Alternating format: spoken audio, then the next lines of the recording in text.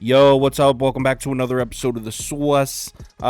Decent college football Saturday. I pretty much broke even. I'm about even right now, and I have one game left. Arizona State plus 27.5. So if that wins, I'll make about 0.75 units. If it loses, I'll be slightly in the red. But I had such a good week for college football that I'm already guaranteed to have a green week for that. In NFL, I had Jags on Thursday, so we're already green heading into the NFL Sunday here. I'm only dropping a video for one game. We were limited on time this weekend, so I'm going to do Sunday Night Football. I've actually already posted bets so I know when for you the first 1 look o'clock at this games, game, though, on the website, and I included the pie charts that I use in the videos. I put my spreadsheets on there that I get most of my numbers from, so if you want to check those bets out, I usually wait till the morning to post it, but the 1 o'clock games were done, so I figured might as well post it, let people get their bets in. So if you want to get in on that, tail that parlay I posted, head over to KyleKirms.com, and that's up. Also, I'll be live at 11 a.m. Eastern Time. We'll go through all 11 games. So if you're able to make it, we'd love to see you in the comments. But anyway, this one, Sunday Night Football, should be a good one. Miami on the road in Philly. Eagles are laying 3 points here. It's up from 2.5. Total sitting at 51.5. Let's do it. Welcome to the Sauce. The Sauce.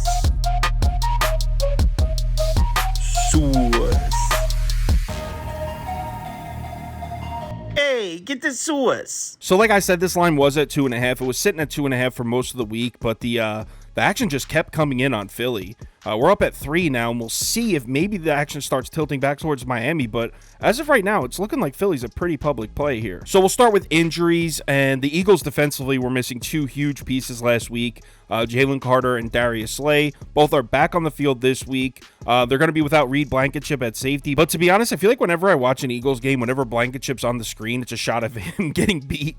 I'm just making a joke. That's just based on the eye test. That's what it feels like, though. So he's out at safety. But overall, the Eagles defense is pretty healthy. Eagles are looking good offensively as well. That Lane Johnson scare, they had an injury scare with Lane Johnson last week. Guess it wasn't serious because he's going to play. They're missing Quez Watkins. That's about it. As far as the Dolphins go, offensively, they're missing Achane at running back, obviously. Raheem Mostert and Jeff Wilson, still plenty of talent in at the running back position, though. Center Connor Williams is questionable, but he did participate in a light practice on Thursday and Friday, so I would assume that means he's most likely going to play. On defense, Jalen Ramsey is practicing for the Dolphins, so he's back at practice, but he's still at least another week away. He won't be playing in this one. Their other corner, Xavier Howard, is questionable, but he also participated in a light practice on Thursday and Friday, so I assume that means he'll probably be out there. So both teams pretty healthy for this one. So let's break these two teams down on the field, and obviously we know what Miami's looking to do offensively. This is arguably the best passing offense in the NFL, second in passing DVOA, first in yards per attempt, first in passer rating. And I know Tua and Tyreek Hill and Jalen Waddle, they get all the credit for it, but the offensive line deserves some props as well because they've done a great job at keeping Tua clean this year. On the season, Miami's first in adjusted sack rate allowed and first in pressure rate allowed. Here's where it gets a little tricky for the Miami offense. If you take a look at their opponents this year, there's kind of a pattern forming. If you look at the 4 games where they just went off compared to the 2 games where they didn't go off, look at the defensive rankings. Chargers 26th, Broncos 32nd, Giants 28th, Panthers 30th. So the Dolphins offense has gone off against the worst defenses in the NFL. The only 2 times they saw a defense even in the top 25.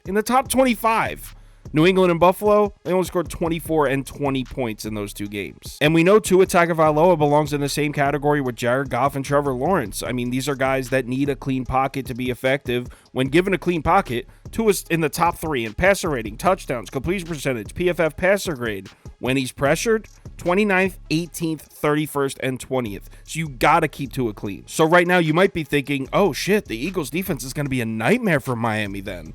Well, hold on. Because the Eagles' pass defense this season is just not the same, at least so far it hasn't been the same as the Eagles' pass defense from last year. Eagles had the best pass defense in the NFL last season. They were first in DVOA, first in yards per pass attempt allowed, 5th in opponent passer rating. This year, 20th, 8th, and 24th. And remember, providing Tua with a clean pocket is a huge factor for the Miami offense. Eagles' pass rush hasn't been the same this year. I mean, this was the best pass rush in football last year.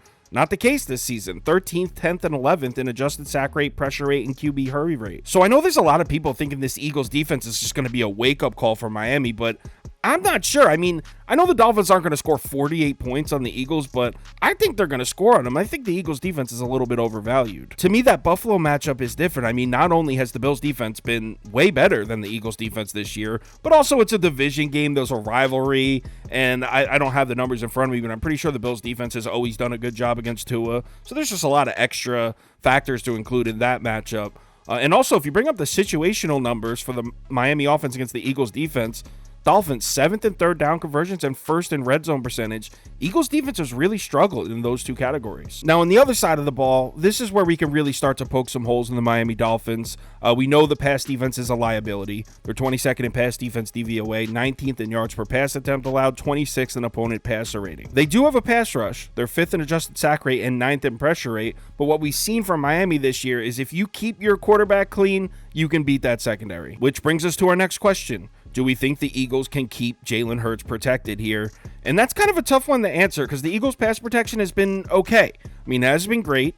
15th in adjusted sack rate allowed and 9th in pressure rate allowed. And the thing with Jalen Hurts and the Eagles' pass offense right now, I mean, we know it's good. We know what they're capable of doing. We saw what they did last year, but this year just hasn't been the same. I mean, it's really streaky. It shows up and they look like the Eagles of last year for a drive, then it disappears for a whole quarter. I mean, this season, Eagles are just 12th in passing DVOA, 13th in yards per attempt, 17th in passer rating. So analytically, Philly's been just an average passing attack this year, and the big plays just haven't been there. Philly's just 25th in explosive play percentage this year, which is crazy because they were big plays left and right last season. They were making so many big plays. Then they add DeAndre Swift, another home run hitter, and now they can't create big plays. It just doesn't really make logical sense. One thing you do have to give the Eagles offense, though, they can definitely still run it. They're 2nd in rushing DVOA, 5th in adjusted line yards, 8th in yards per carry. If there's one aspect from the 2022 Eagles that is still here right now that we're still seeing this season, it's definitely the run game. And the Dolphins defense has struggled to stop the run. They're just 25th, 21st, and 18th in the three major categories.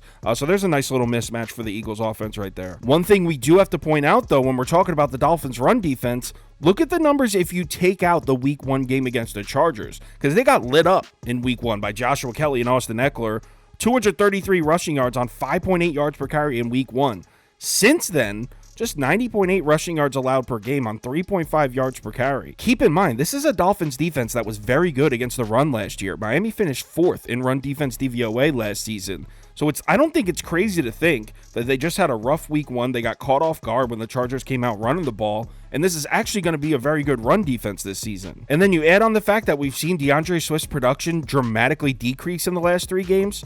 Weeks 2 and 3, he had 305 combined rushing yards in those 2 games. Since then, in his last 3 games, just 144 rushing yards, 3.5 yards per carry. So DeAndre Swift not producing in the last 3 weeks. Before we get to the side and the total, I do have an underdog pick for this one. It's a 3 pick, so it pays out 6 times if it hits. Raheem Mostert higher than 52.5 rush yards. DeAndre Swift lower than 62.5 rush yards. Dallas Goedert higher than 4 receptions. Like I said, that's a 3 pick, so it pays out 6 times. If you don't have an Underdog Fantasy account, it's available in any state highlighted in this map. So if you're in one of those states, go to Underdog Fantasy, the website, or you can download the app. When you create your account, make sure you use the promo code BET for the deposit match. You deposit $100, they will give you a free $100 to play with. As far as what I'm betting in this one, I was already leaning Miami at 2.5. So now that it's a full 3, I'm definitely on the Fins here. I know there's a lot of sharps out there that like Philly. It seems like everyone likes Philly in this one.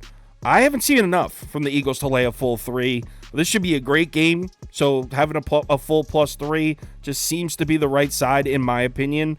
I'd also lean under at 51.5. Don't know if I'll actually bet the total, but I would lean under. So I go Miami +3 and a lean on the under at 51.5. Like I said earlier, if you want to check out the bets I've posted for the 1 o'clock games, they're already up. They're on KyleKirms.com, so head over there and check them out if you're interested. So I know when you first look at this game, you can see that I know it.